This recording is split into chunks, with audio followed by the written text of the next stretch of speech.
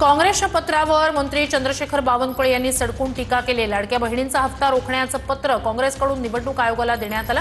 लाडकी बहीण द्वेषाचा काँग्रेसचा क्रूर चेहरा उघड झाल्याचं मंत्री बावनकुळे यांनी म्हटलंय।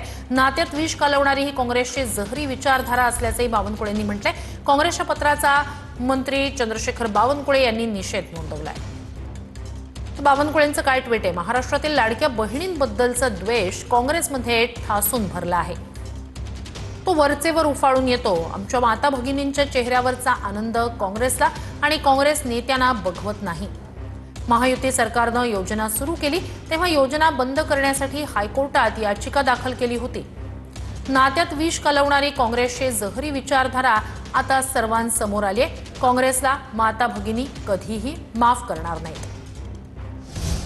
लाडक्या बहिणींच्या सन्मानालाच काँग्रेस लाच म्हणते असं चित्रा वाघ यांनी म्हटलंय। निवडणूक लागली म्हणून हक्काचे पैसे रोखण्याचा हा घाणेरडा डाव असल्याची टीका त्यांनी केली। लाडक्या बहिणी 15 तारखेला काँग्रेसला सडेतोड उत्तर देतील असंही चित्रा वाघ यांनी म्हटलंय। लाडक्या बहिणींना मिळणारा सन्मान यांना बोचतोय। निवडणूक लागली म्हणून लाडक्या बहिणींचा हप्ता थांबवायचा म्हणजे थेट बहिणींच्या पोटावर लात मारायचा काँग्रेसचा डाव आहे।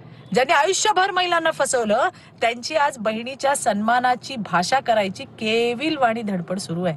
महाराष्ट्राच्या बहिणी काँग्रेसचा हा घाणेरडा खेळ आणि त्यांची नियत चांगलीच ओळखतात आणि या लाडक्या बहिणी, राज्यातल्या लाडक्या बहिणी या सावत्र भावांनी केलेल्या अपमानाचा बदला 15 तारखेला नक्की घेतील, मला विश्वास आहे।